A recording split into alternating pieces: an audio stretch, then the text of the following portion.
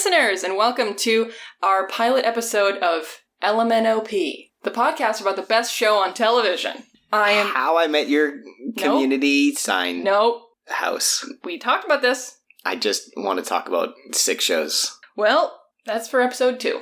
Okay. I'm your host, Val Flightcub, and I am a cynical man. And I am your slightly less important host, Alec, also known as a perfectly placed dramatic marble.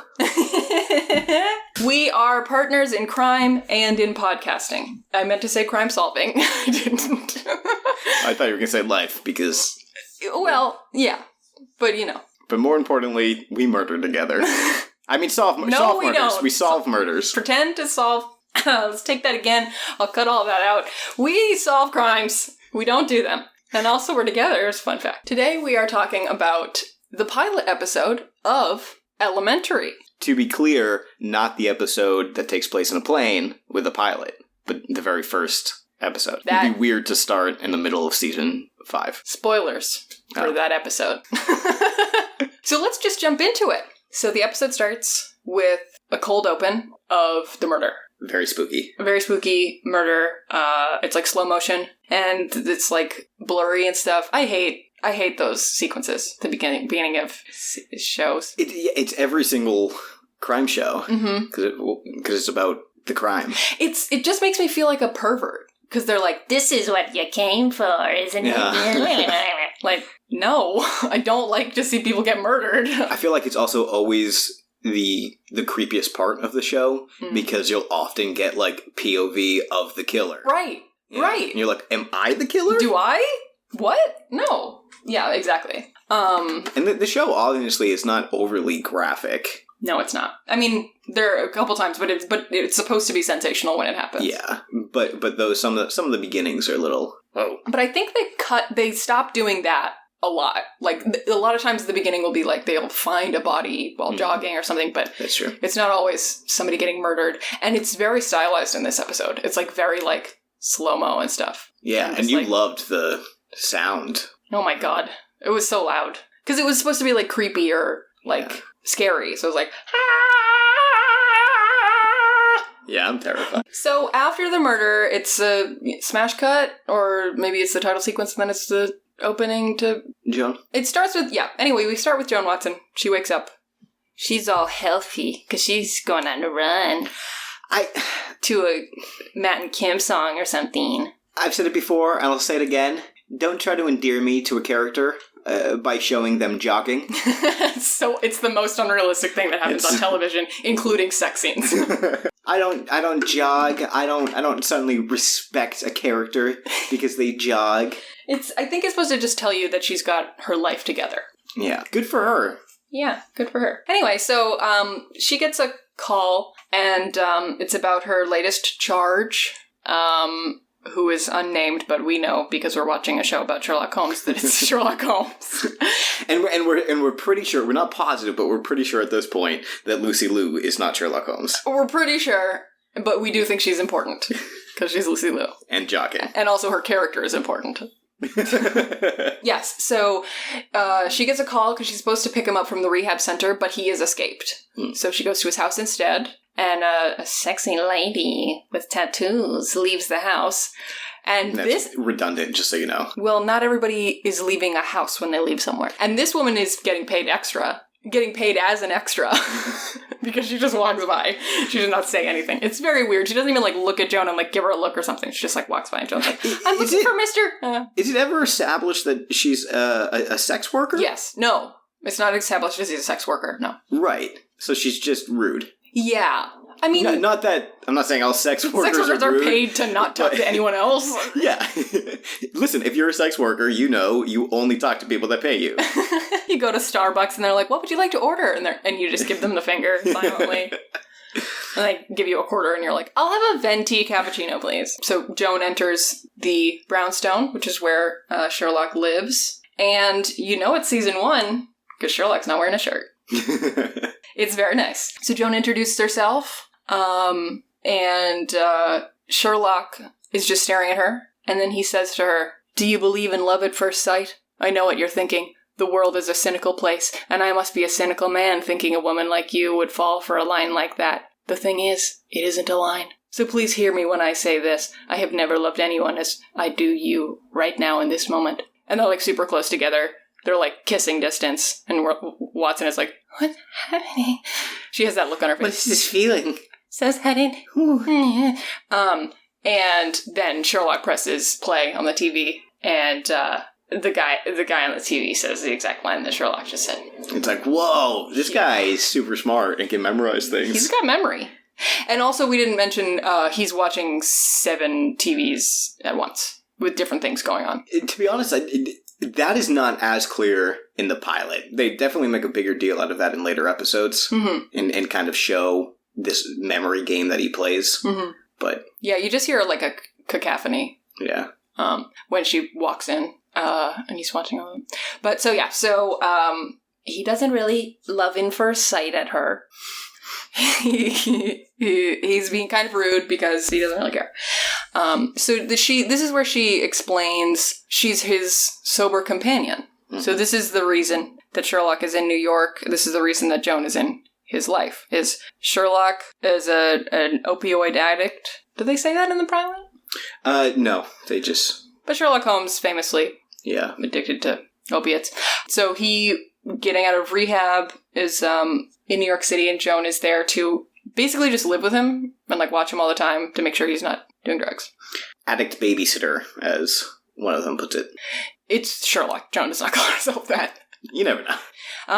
And he has to go along with it, or else his dad will kick him out of the brownstone. Sherlock is so ungrateful towards his dad, and I'm sorry that he didn't put you up in the nicest of the 5 buildings he owns in New York, but he still put you in one. For free. For free. Yeah. It's a big apartment, too. It's nice. It's better than mine. Well, it's subjective. Oh. But yes.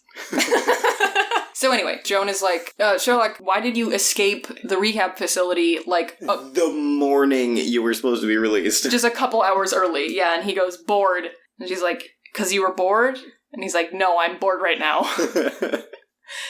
Which is it's very, like, BBC Sherlock, I feel like. Like, I feel like in BBC Sherlock, he would do that, but, like, in, like, season 3. Yeah. I mean, we're going to talk about this a lot, I'm sure. Mm-hmm. Slight differences. But I feel like the biggest one is that in Elementary, Sherlock grows as a human being. Mm-hmm. But he is not grown at all in the pilot. Right. And in the pilot, too, like, he's purposefully extra abrasive to Joan because he doesn't like that she's there at all. Mm-hmm. Like, he doesn't like the concept of her. Mm-hmm. So that's why he picks the weirdest line to recite to her as an opening gambit. Do you think he planned that all out? I think he was memorizing everything on the TV and then wanted to show off to he was her. Like, which of the 7 would throw her off the weirdest? Right. Like, if he turned to her and it's like, soap, $9.99. buy your soap. You know that soap commercial that was on? Yeah. Soap. It's expensive soap. You get 100 bars for $9.99, which is very cheap. That's actually really cheap soap. Yeah. So it's a good commercial.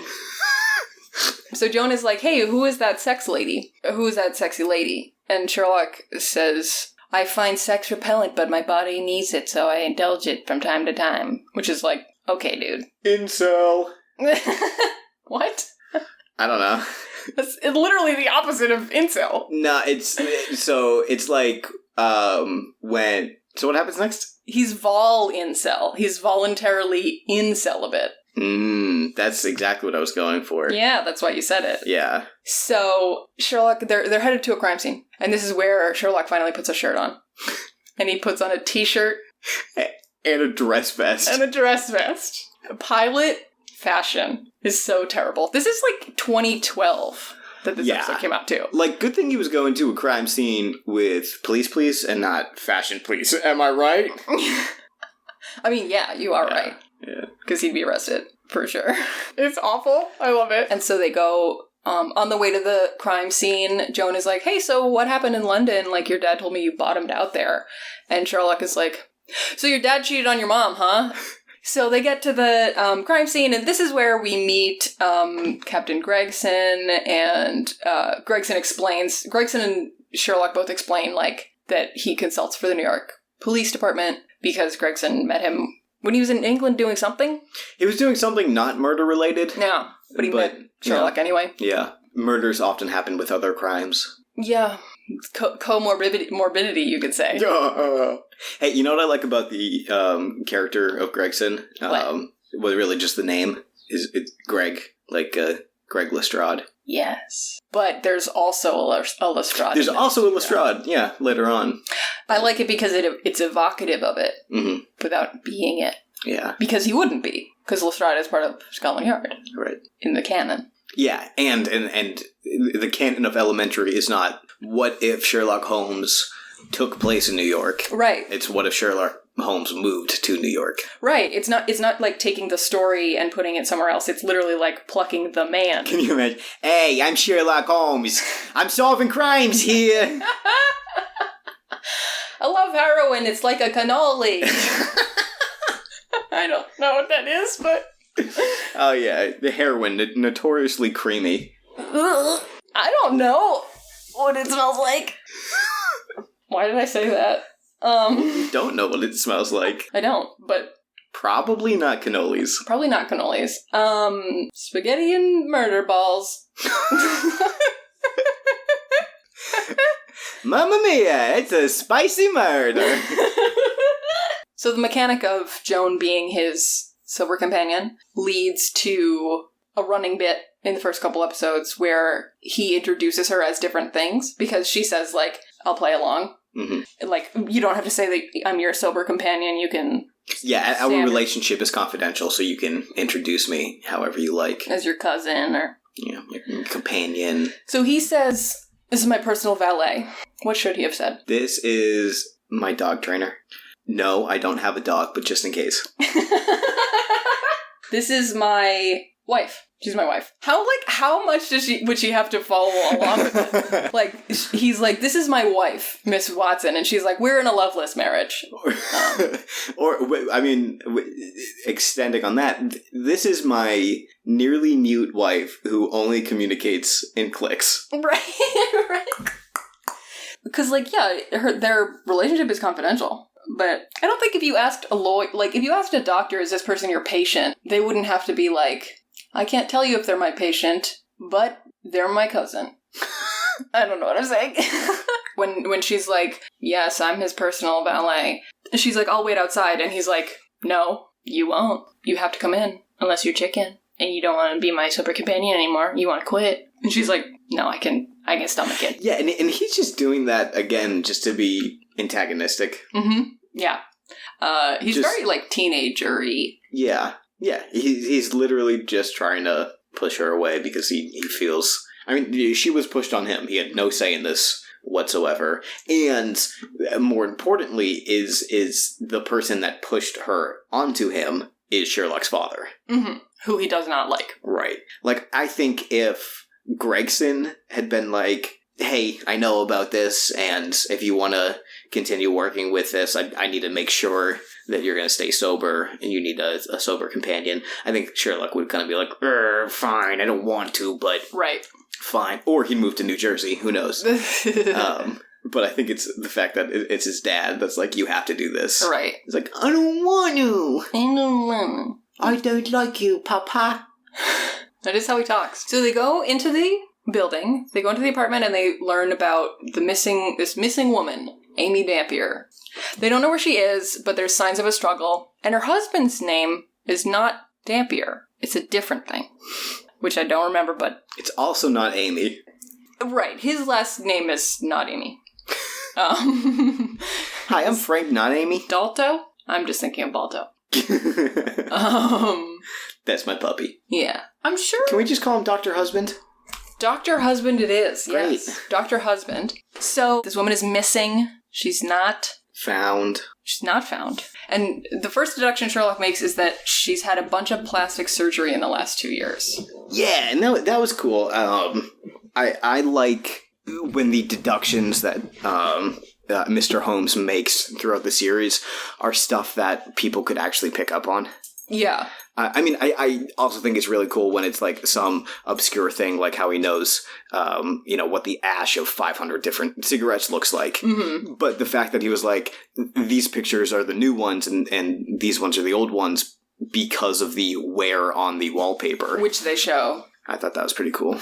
So that's like a weird thing, but they're like, huh. Anyway. But what's interesting about the pictures and that she got plastic surgery 2 years ago is that there are no pictures of her before that. Right, we don't know what she looks like. Not in her house, not in her phone, so we have no idea what she looks like. We just know that she got work done. Mm-hmm. Then they go to the kitchen. So then they go to the kitchen. This is where we meet the first pilot casualty. So there are a few changes from when they go from the pilot to the show. The detective that's in the kitchen is the Marcus Bell character, but he's a different guy. So he's Detective Abreu. Detective husband, yeah. I think it's Abreu because I was like, oh, he's abrasive. Abrasive. Yeah, you said abrasive and I said abrasive. Yeah, and he sucks. Not because he's a bad person or a bad character, but just like seeing him after knowing Marcus Bell, you're just like, you're not Bell. Yeah, but I'm also curious to see the next episode with the introduction of Bell and what is he like? Yeah. Because I haven't seen it in a very long time. Yeah. Because I think the problem with Abreu is he was just very much written to be a counterpoint to Sherlock.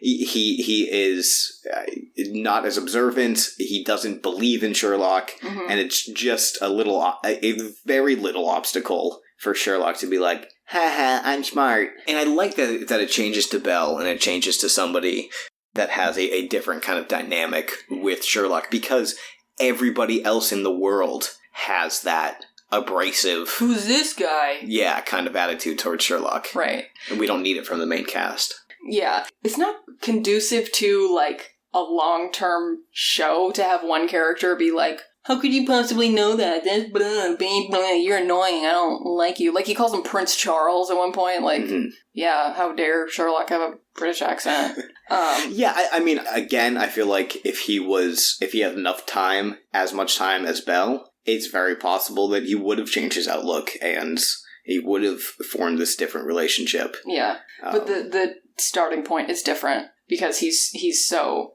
It's not just that he doesn't know who Sherlock is, he's, like, against it. Mm-hmm. Whereas I think Marcus, I mean, we'll see when we see next episode, but Marcus is, like, a protege of Lestrade, of Gregson. Mm.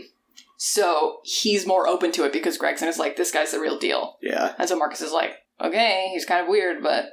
okay, let's see what we can do. Mm-hmm. And he kind of objects to Sherlock more because he's, like, rude. Right. Yeah, and Abreu is, like Sherlock is, like, clearly she knew the attacker and invited him in to have a glass. He's like, look at the amount of glass that's on the floor. Mm-hmm. It's from 2 glasses. Uh-huh. How many times can I say glasses? Well, it's from glasses. They're glass glasses. They're cups made of glass. Yeah.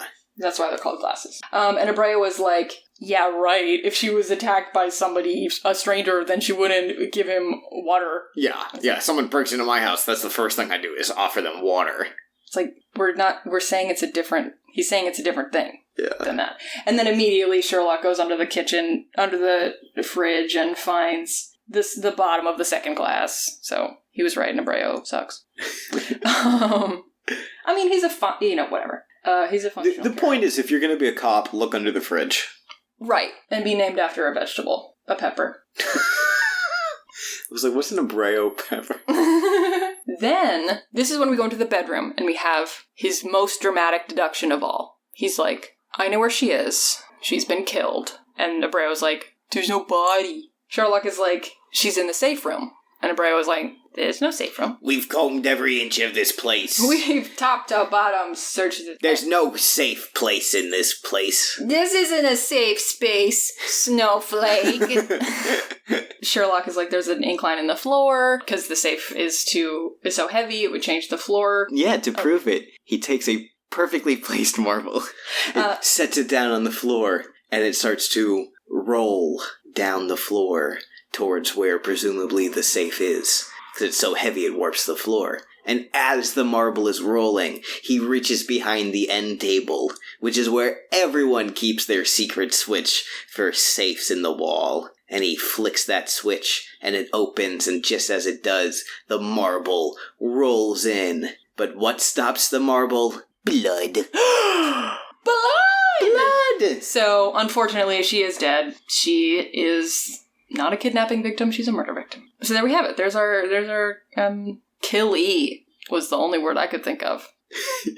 Yep. So there we have it. There's the dead body. Yeah, and just in that, there's like 5 deductions Sherlock makes, and again, I just love how they're all so grounded. Like, even the one where he's like, I mean, the big reveal is that she must have known the killer, and that the door was kicked in after the killing. Mm-hmm. To cover up the fact that the killer knew her, or vice versa. Right, and he figured that out because he saw, like, blood in the footprint. Mm-hmm. Which I think is shown. Whereas Sherlock would have just, like, walked in and been like, I taste iron in the air. Yeah. She must be dead in the safe room. And there's a safe room also. I just know that. The shape of the house and the size of the rooms. Right. So there we have it. She's dead, and the husband supposedly found her. So as the most recent, the last person to see her alive, he's the main suspect, and they're like, you killed her, huh? He's like, no. And they're like, yeah, okay. We can take it from here, Sherlock. Thank you. Yeah, they got him in the interrogation room, and they're like, you're telling me that she was found in your safe wall and you didn't even know that there was a safe wall? That's super sus. Mm-hmm. So while they're in the interrogation room, Joan is like, how did you guess all that stuff? And Sherlock is like, it's not a guess. It's deduction. You have to have a very high IQ. God, Mom. Yeah. And she's like, well, how did you know? It's observation and deduction. The observations are very important. You have to observe things before you can deduce them. You have to, because, I mean, often that is the thing that saves the day, is he notices something that other people didn't notice or that they overlook.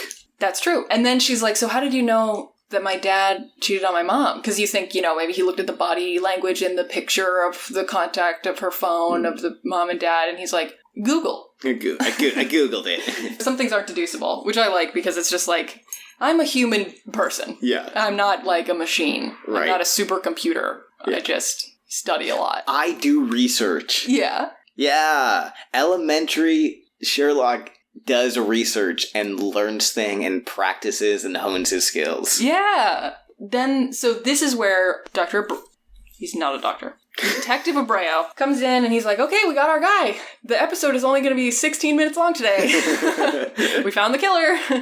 And Sherlock is like, I don't think so. His hands are tiny like a little baby's, and his feet are like a girl's feet. So he couldn't have made the shoe print, and he couldn't have strangled his wife. Also, can I just say, as someone that wears a size 9 shoe, what a loser. Dr. Husband has a size 8 foot. Yeah, it's so small foot. Tiny foot. Little baby foot. Whoa, what is this, the land before time? Little foot? Little foot. What about that show about Bigfoot? Bigfoot, but it's called Little Foot. Hold me closer, tiny dancer. Because tiny dancers would also have tiny feet. Yes. So Sherlock gets a list of people from the husband, Dr. Husband. He's like, hey, who do you know that's tall? Mm-hmm. And Dr. Husband is like, oh, you want murder suspects? Here you go. Well, I know one tall guy. So they talk to this guy, and they're like, so we heard you were a creep. And he's like, no, that's a typo. They're trying to say I'm cool. Big typo. Big typo. So, and then he has a shoebox of size 11 shoes in his office. Of course, in size 11 was the print on the door. Right. Do you have shoes in your office? Like, I know you don't work in a traditional office space, but like... Anywhere that people are going to see me, I like to have things around me that show off things about me. Uh-huh. So, yes, I just carry around a shoebox. And that's why you have dog hair all over your clothes. So people ask you about the dog. Yeah, that's why.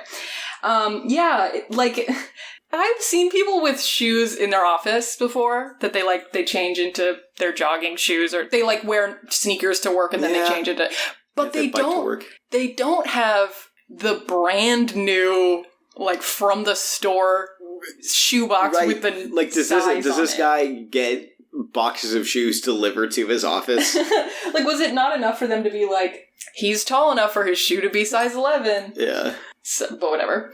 This is where we learn more about the plastic surgery. Yes. Because the creepy guy, he's I'm not a sleaze. They were saying I sneezed. I'm not a creep, but I do have a bunch of pictures. Of someone else's wife. Because he's she changed her look a lot with the plastic surgery. Here's some pictures from before. And plot twist, she was super hot before. She was super hot before, and now she's dead. So... Some people would say that's... Moral of the story... even hotter. I regretted that immediately. Moral of the story is we all die one day. Did you notice any difference between her face, besides what's mentioned later, the mole? But did you notice any difference? After plastic surgery, her nose looked more narrow. Okay. Because I honestly didn't. She has different hair. Yeah, I mean, the hair was the big thing. And which you don't need plastic surgery for, just FYI. Right.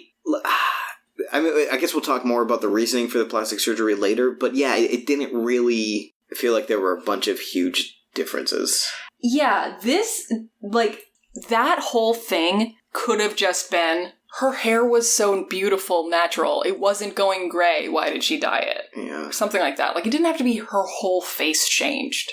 I don't know. I guess then maybe why would she have removed all of the pictures from before? She's I look really, really bad blonde. Right, but she could have just started having red hair 2 years ago. I feel like this is something that Sherlock deduces that you're just okay. And it didn't have to be part of it. Yeah. I would chalk it up to just not the best writing. The same way murder suspect has box of shoes on desk. Yeah, exactly. Well, it was on his chair. Oh, sorry. Yeah. Perfectly valid now. That's a normal place to put your shoebox. But another significant moment happens in his office. I don't remember. Okay. Don't look at me. This is where Joan is can you tell us where you were last night? Yes!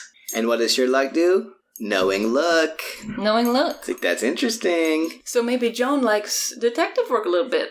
Yeah. Asking good questions. Well, I mean, what's your alibi? Yeah, the one question that you should ask. Yeah. But it's a good question. It is. And she's never done this before. No, and she has showed no interest in doing this. In fact, she wanted to stay out of the last crime scene. So then, they're back at the brownstone. Joan sets her 2 alarm clocks, and then is walking down the hallway and honey drips on her from the ceiling. Which again, it's to introduce that he has beehives on the roof.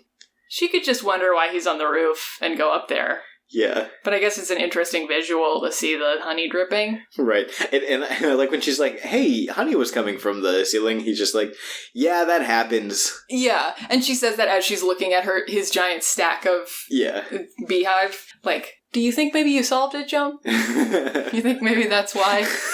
So she's oh, I see beekeeping is a hobby. So this is where Sherlock is so you like detective work? You like detective work? And she's no, shut up. Why, did detective work say something to you? No, I like being a summer companion, obviously, so. Another thing, I like that she's what are you doing? And instead of him saying, I'm studying bees, which is what he's doing. Yes. He goes, I'm writing a book up here, and points to his head. Yes. He's writing a mental book. Okay, so if you're writing a book, you're just doing research. You're just observing things and then thinking about them. You're not writing a book. Stop trying to make yourself sound so mysterious and cool. Well, he picked out all the words in the order they would go in. So then, the next morning, Sherlock has unplugged and taken the batteries out of Joan's alarms. And lo and behold, she sleeps in, because she doesn't like her job as much as she likes the detective work. And she doesn't have a dog that wakes up at 8 o'clock in the morning and licks your face till you take him for a walk. Right. Just as an example, hypothetical. Some people have that. Some people have that. So, Sherlock is in the evidence room because he has a new theory. He thinks that it's a cereal box. That came to life. But it's actually a jewelry box. It was a jewelry box that was stolen. By a cereal box. Killer. No, a serial killer. So he's looking for other murders that happened that were similar. And he finds this redhead woman who was strangled, but she didn't die. So they got a new witness to talk to. And they go to her. She also, Joan reprimands him for turning off the alarms and forces him to take a saliva swab drug test. That she just, like, sticks in his mouth while he's talking. Yep. And he's like, I have a new theory. So they're talking to Eileen Renfo. Her name I wrote down, but not the doctor's name. You mean Dr. Husband. That's fine. Dr. Husband. So Sherlock is like, so did you see the killer? Did you smell him? Do you remember anything about him? And she's like, no. Next question. Stop asking me things. I don't know. I didn't know. It's like, I don't know. It's confusing and I don't know. And he's like, you're lying. And I can tell. And he's like being really pushy about it. He's been a real jerk. He's like, well, he was wearing a ski mask so you could see his eyes. He was only this close, right? You have to be this close to strangle somebody. Remember when you were strangled? Right. And she's like, I want you to leave. And he's like, no, I'm going to keep pushing you. And Joan is like, enough. She stands up. Yeah. And there's just the shot of him just like looking at her, just like, oh my God, she really just did that. Yeah. It's very cool. He looks like a little puppy. So he leaves because she tells him to wait in the car. And then she talks to Eileen in a nice way and gets everything, gets all the info. Yeah. It's amazing what human connection can get you sometimes. Mm-hmm. And then back at the car, Sherlock is like, I'm actually a brain genius because I knew that would happen. My brain is so wrinkly.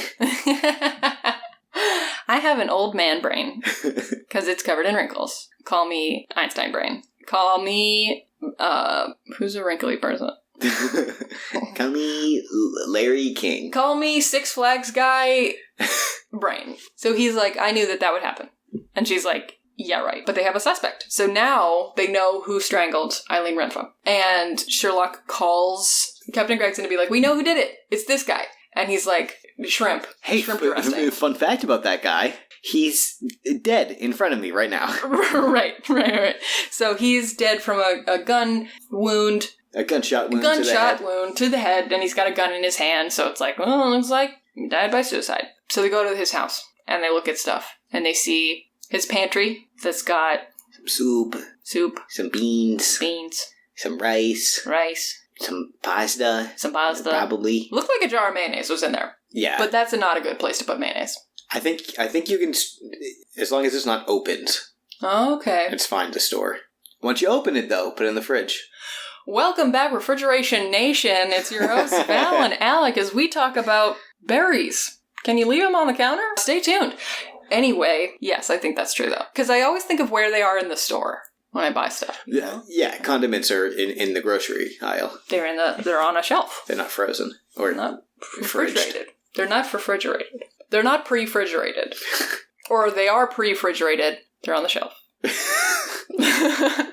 I mean, technically, anything is pre-refrigerated. You just have to put it in the fridge at some point. When is it refrigerated, though? When you put it in the fridge. No, because that's the refrigerator. Where's the refrigerator? Yep. So, and then they see his laundry machine, and it's, like, tossed on the side, and, like, there's, like, boot prints on it and stuff. Yeah. Like, it's clearly been kicked around. Mm-hmm. And Sherlock's like, I wonder what happened there. And this is where... Oh, detective genius, man. Mm-hmm. He's like, you know what the real problem is? He mixed his white with the collars. Ha ha ha ha. You're supposed...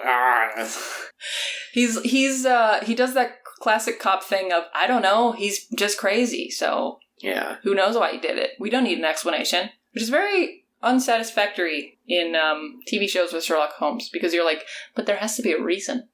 And he figures it out later in the episode. Spoiler, Sherlock solves the case. He also has some Xanax. Sherlock sees his bottle of Xanax. Then they go home, and Sherlock is like still staring at evidence and stuff, but ostensibly the killer has been found. Mm-hmm. This guy, Peter Saldua, killed Amy, and he strangled this other woman. And chip chop, clip clop, all done. Hip hop. He just felt bad about what he was doing. So also this guy he's a florist. He's been delivering to Amy, and he has all these pictures of her. So that's why they're like, oh, he was obsessed with her. Mm-hmm. And he did do it. So they go home. Case closed. I tried to say closed and solved at the same time. Case closed. And Joan is like, let's go to the opera, because your dad says you love the opera. And Sherlock is like, I went to the opera once. Once when I was 9. It's too bad that he was such a cultured child, because otherwise I think Joan would have known if he was like, yeah, Sherlock loves Transformers. Monster truck rallies. Yeah. Sherlock is like, I know there's more to this case. I'm smart. I've never fucked up in my life. And there has to be more to the case. And Joan is like, well, you don't get everything right, because my backstory is actually different than what you guessed it was. Yeah. And Sherlock is like, well, no, I figured out that, I figured out your backstory, but I was pretending not to be nice. Because the reason Joan stopped being a surgeon is she was operating on someone who died during the surgery. And so she quit being a surgeon. What's very interesting about that, Sherlock is being a dick to her right off the bat. Mm-hmm. He could have brought that up and like really tried to push her away. When they first met. He could have been like, so you killed your patient, huh? That's pretty messed up. Right. You suck. He could have. I don't think he was trying to hurt her, though. You know, like, he was just trying to be like, I'm pretty tough to handle, so watch out. Yeah, there seems to be different levels of Sherlock. And I think the reason why it comes out, why he talks about it, and especially the way he talks about the killing of the patient, is because he's so worked up in his own head about not solving this case, and there's something, and he's missing it, and that frustrates him, and he doesn't know how to deal with his emotions properly. Yeah, and to have Joan question his detective skills is another thing that pushes him over the edge to be like, okay, I guess I gotta bring this up. But also, he does it in a really rude way, because he's angry. Yeah. So Joan is hurt, obviously, and she leaves to go to the opera, and Sherlock just stares at the wall some more. 2 other things that he's discovered are that Peter Saldua stopped using his phone 3 days ago, and that 2 years ago he went to a psychiatrist who is now dead. Mm-hmm. And he goes to a bar, and Captain Gregson gives him this piece of evidence. So the file that the psychiatrist has about Peter Saldua, or had when he was alive. So in that file, it says that Peter took to recording all of his conversations with the therapist on his phone. On his phone, which went missing 3 days ago. Which went missing. Well, went missing at some point. Which he stopped using 3 days ago. Who knows what happens? Maybe it's in the safe room. Probably not. Probably not. For lots of reasons. Maybe the safe room had its own safe room, and that's where it is. Little baby safe room. Yeah. Need a second marble. So Sherlock has an epiphany at this moment. So he goes to pester Joan, obviously. And why does he need her to be there also? Well, remind me what he tells her. So he goes to the opera to be like, I need a ride to confront who I think it is. Yeah, I maybe this is the start of him recognizing that she's valuable to him, and maybe he wants her there just in case. Like, because ostensibly it's because she has a car, but he had to get to the opera. But he got to the opera. Right. Yeah. So... Which is not right next door. Right. I think. They show outside shots of his apartment, and it's not right next door. I saw no one singing. So he has this epiphany, he goes to the opera, and he's like, Joan, I know who did it. And she's like, shut the fuck up. I don't want to talk to you. I'm at the opera. Like the opera. If you have something to say, you sing it to me. And like all the people around her are like, shh. There's one lady that's like, shh. And he's like, you shh. Yeah. So he goes to the opera and he solves it. Because he's like, I know what happened.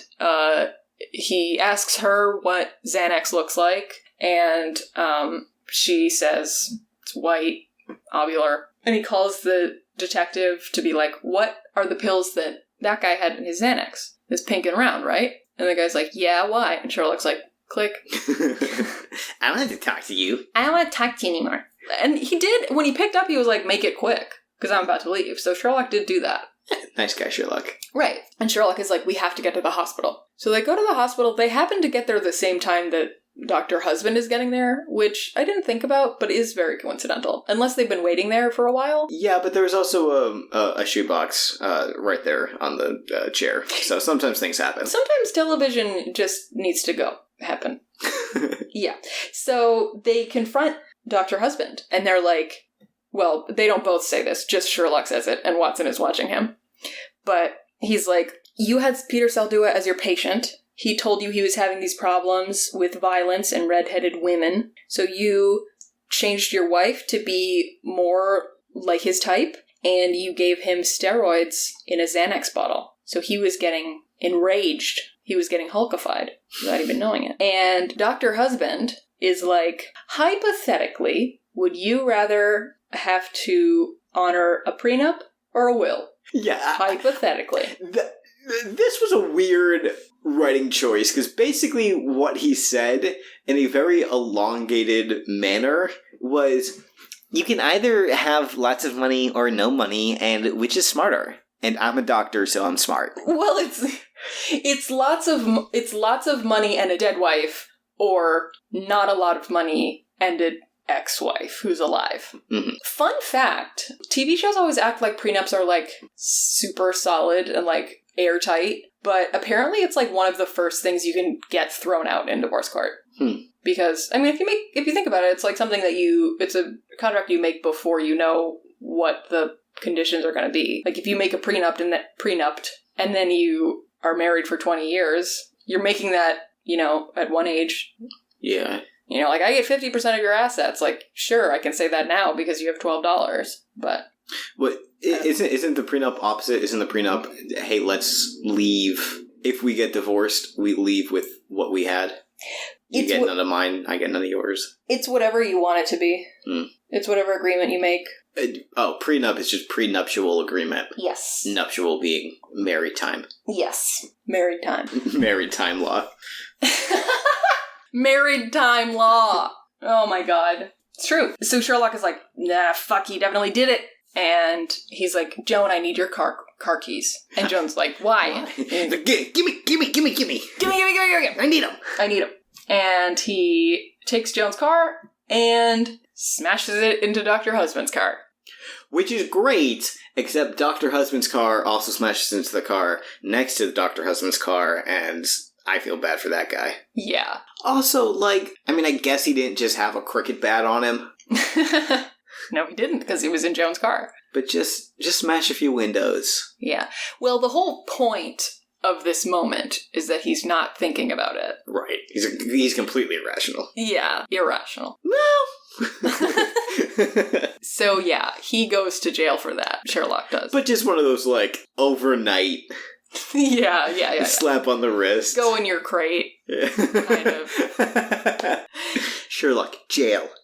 Jail. Jail. So Joan visits Sherlock in jail, and he's like, so I'm kicked out, huh? And she's like, actually, no, because the agreement with your father was that you couldn't do drugs. So this was just you being an asshole, which is technically fine. And Sherlock is like, sick, but that means you're still my sober companion, aren't you? Because Joan was originally going to quit. When she went to the opera, she was like, I'll find you a new sober companion in the morning. But she's like, yeah, I have to stay on as your sober companion. And because this shit is fun. I mean, because your dad made me. Yeah, and he's like, nice, good, you should hang around. Learn how to be an investigator. Yeah. He's like, oh, I'm really, really glad that you're staying on. Not for me, but for you. This will be beneficial for you. The pleasure is all yours. So then she's like, okay, but if I'm going to be your sober companion, you have to tell me about London. And he says, big city, rains a lot. And she's like, no, the situation. And he's like, great abs, Jersey Shore. And he's like, well, I'm not going to tell you because it's none of your business and you don't even care. You just think it'll bond us as you think it'll make us closer. And she's like, oh, so it was a woman. And he's like, so my bail hearing is at 9 tomorrow. I'll see you then. Bye. I gotta go take a jail poop. I'm getting another call through the little phone thing on either side of this glass partition. Oh, fuck. We forgot to say, at the opera. Hey, you're the one with the notes. When he goes to the opera to apologize to Joan, or to get Joan to drive him to the hospital, he's like, you were right. I had no idea that I was being a jerk to that witness. I was not doing a bad cop, good cop thing. I was just being a jerk. I'm just bad with people. I'm just bad with people. And you're helping me a lot. And can I please have a ride? I don't have a car. So then back in the jail, Joan is like, see, you're not like the robot cool guy that you pretend that you are. Like, the whole thing about him being like, I find sex repellent, I just do it for the points. The HP.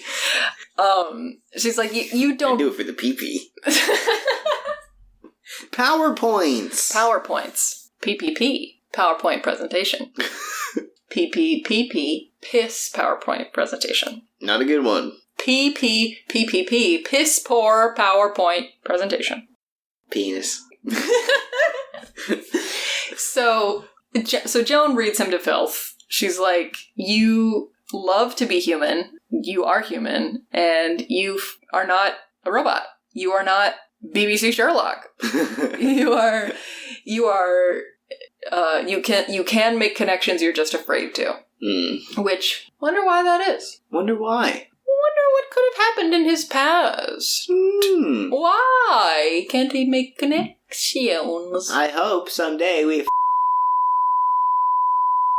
Spoilers! Why? I said I hope we That's what I said. It's a big twist. So while he is in jail, Joan goes home to the brownstone and she looks through the evidence and she sees something in a piece of paper. And she's like, Medical paper. And so she meets up with him after his bail hearing. And she's like, I want to show you this. And it turns out Saldua is allergic to rice. Wait, Val.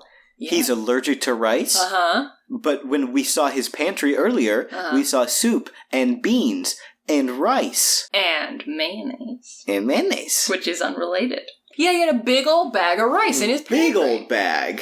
And this is when... That's the sound of all the pieces falling together. Sherlock is like, I have observed, and now deduct. I'm deducted. I'm deducting. I'm the duck. It's deducting time. You're the goose. I'm the duck. I'm the duck. So then we cut to the captain's office. Gregson's office. And with him is Dr. Husband. Mm-hmm. And Gregson's like, oh, I'm so sorry about Sherlock. Sorry about that. Whoopie daisy. By the way, have you ever treated Peter Saldua as your patient? And he's like, hey, what the fuck? Why are you asking me the same question that Sherlock asked me? And he's like, all right, I'm gonna head out. And Gregson's just like, oh, detective! So they come in, and this is the part, okay, so basically every episode of Elementary has this, where they just tell the audience by telling the killer what happened. Yes, this is a parlor room reveal. Yes. But it's in Gregson's office. Right. But that is a staple of Sherlock, and it is now a staple of almost every single crime series drama out there. But it 100% began with OG Sherlock. Arthur Conan Doyle. Yeah, no, it's cool because it's always a big thing that he does, reveals all of the information and how we know who the true killer is. And even in this one, he credits Watson for noticing the thing about the rice allergy. Yeah. So basically what had happened was Dr. Husband wanted to be Dr. Bachelor. And he met Peter Saldua and was like, this guy is violent towards redheads. Almost killed one once. What if my wife was one of the people he did kill? Mm. Which, by the way, it's not really a serial if he's done it one time. Like, is that his type? It's one person. I mean, do we know exactly how many it was? I mean, we know of the one person that survived. That was a witness we talked to earlier. Yeah. But does he say, like, this person had killed before as well? He doesn't. No. Which, he doesn't say this was the only other time. But you'd think if he found more than one, he would say, like, I found a bunch and one of them survived. Well, I mean, there must have been a bunch for Dr. Husband to be like, hey, lady wife, why don't you change everything about yourself? Yeah. Mrs. Husband. Yeah, he learns. He figures it out. The Peter Cell duo liked this one woman and became obsessed with her and then was violent towards her. And then I was like, I could set him on my wife. Yes. So he does that. But Peter Cell duo records all of his sessions with his phone. And he's allergic to rice. And he stopped using his phone 3 days ago. And his washing machine's messed up. These sound like puzzle pieces. And they are! So what happens is Peter Saldua had recorded all of his sessions with his previous psychiatrist and with Dr. Husband. And his phone is missing because 3 days ago, he washed it in the wash by accident. Left it in his pants. Guys, you gotta check your pockets. Check your pockets. That's what today's podcast is truly about. This is a PSA to check your pockets before you wash your clothes. Welcome to LMNOP Pocket Check. Which I have never washed something that big before. No. I've washed, you wash, dollar bills and stuff. He has, a flip phone, so it is, It's lighter. It's lighter, it's smaller, and men's pants, if they're baggy and have kind of, deeper pockets, it is possible. And it's a flip phone, so he's not on Twitter, he's not on YouTube. So what he did was, he got really mad at his washing machine, then he buys a bag of rice. Even though he's allergic. Because it's not for him. Because as everyone that has ever been pushed into a pool knows, if your phone gets wet, put it in a bag of rice. Also, anyone that's accidentally dropped their phone in a urinal and then couldn't stop the flow and had to just stand there and pee on their phone. If there's anyone like that. If someone had ever done that twice. Twice? No! I learned after the second time. So they went to the bag of rice. The phone was in there. It was all dry because of rice. And it had the recording of Dr. Husband. And that's a big reveal, because this whole time Dr. Husband is like, no, I wasn't treating him. I never met him. We never met him. I didn't know him. You would never have a voice recording of the two of us talking to each other. And him addressing me by name. When I talk to people that I know, I love to call them by their full name, Alec. Alec also likes to do that, pal. Well, you don't... Well, I want to make sure everyone knows it's me. I mean, Alec. Okay. Okay. So on the recording, he's like, Dr. Husband, you gotta help me. And Dr. Husband's like, okay, Peter Saldua, I will. So we got him. So, okay, here's the thing. What do they have him for? Medical malpractice of tampering with his prescription?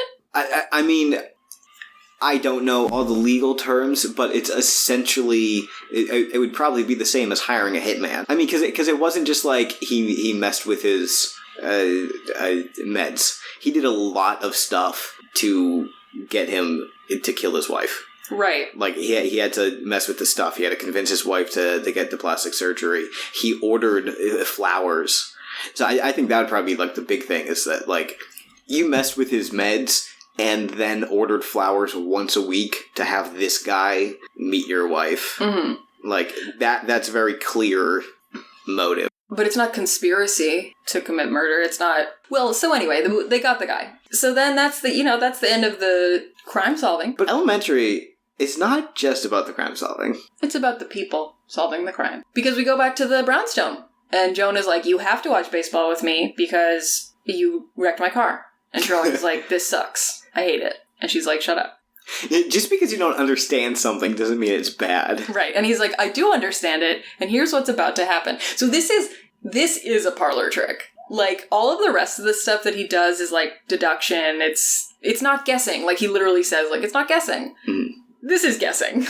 It very much... I mean, there are statistically things that are more accurate, more likely to happen in a baseball game. Mm-hmm. So I think when he calls out the next 3 plays, that is a bit of a parlor trick, but I think the fact that he deduces that the Mets are going to lose is just because he's watched the Mets play before.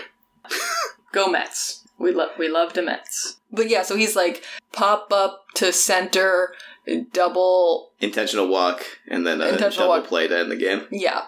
Metropolitans of New York, too. Yeah. The Reds of Cincinnati. So then he's like, okay, can we go to dinner now? I'm going to meet you at the doorway. And Joan watches the rest of the match, and she's just like, what? You know, he's, of course, he's right. And then she meets up with him, and it's the, little ending vignette. He clicks the light off, and that's the end of the episode. What I thought was really great was she comes down the stairs and just puts her jacket on and leaves. Yeah, does not say anything. And he doesn't even be like, I told you so. he just knows. Yeah. And the ending song that's playing is She's Watching the Detectives, which I thought was a little on the nose. So that was the episode. So, okay. So why did she have a safe room that she hid from her husband? Well, okay. Well, first off, did she hide it from the husband? He didn't know that it existed. He said that, but she was in the safe room. So either Peter just somehow found the safe room on his own, mm-hmm. or I think the more likely thing is that Dr. Husband knew about the safe room and he wouldn't know because he didn't tell Peter to kill her. Yeah. Fuck. Also, they're like regular people. Why do they have a safe room? Mm-hmm. And there wasn't even a safe in the room. You know why they had the safe room? Dramatic reveal. Perfectly placed dramatic marble. Yes. So, yeah. What did you think? I like it a lot. And it does a very good job, I don't even know if it's on purpose, but a very good job of setting up a lot of things that I really like about Sherlock. Like what? Like the relationship between Sherlock and Joan, mm-hmm. and how he values her and sees her as an asset. Mm-hmm. You see her just asking questions, her helping out with the abuse victim, her finding the rice allergy. Mm-hmm. It's stuff that she was able to do and he wasn't, and they complement each other well. Mm-hmm. I thought this was a really good introduction, mm-hmm. because it kind of already goes off of, you already know who Sherlock Holmes is. Mm-hmm. You know he's a good detective. So the things you learn about him are that he's a human person, mm-hmm. Grounding him again. And I think him being an addict is a big part of that too. That he is susceptible to the same things that all humans are. Yeah, and I think that's a very potent way to demonstrate a part of his personality. Because I think even if it wasn't opioids, he has an addictive personality. Mm-hmm. He's addicted to being the smartest man in the room. Mm-hmm. And you can tell that when the crime doesn't go exactly according to plan. When they think they have the killer, but he's like, no, there's something else that we're missing. He's addicted to finding that thing. He's flawed. Yeah, and he has a fixation on being a good detective, mm-hmm. learning how to be a detective, learning all the different kinds of cigarette ash, and you can't do that unless you don't do that unless you're really focused and really single-minded kind of. And that's another thing that I like, that it shows him, with the TV playing the memory games, mm-hmm. honing his skills, mm-hmm. actually working on it. He's not just a magical superhero. Right. Yeah, so that's episode 1. I'm excited for the rest of the season. I kind of forgot how quick stuff pops off in this season. What I'm really looking forward to is more OOTDs, yellow shirts and gray vests. Oh, I'm so glad that his style, I think, pretty much immediately changes. I don't know. He wears those scarves for a while. Joan does not get her outfit glow up until season 4, and it's such a long wait. It's such a painful wait. How many more episodes does she wear chainmail in? I think just this one. She has that gray sweater with the really loose knit, so it looks like chainmail. Letting our audience in on the knowledge. Letting them in on the real knowledge. It's actually chainmail. So I don't know what kind of knitting you're talking about. Wink, wink. Don't wink. It's chainmail. Wink. She came from a Renaissance fair. No, it's knitting. Wink. Wink, wink. I'm blinking. It's not working. But yeah, that's our episode. Thank you to Noise Space for letting us noise your space. Noise your space. Thank you, listeners, for letting us noise your space. The space between your ears. That came out wrong. Well, this marble will roll again soon. Okay, thank you. Bye. Bye.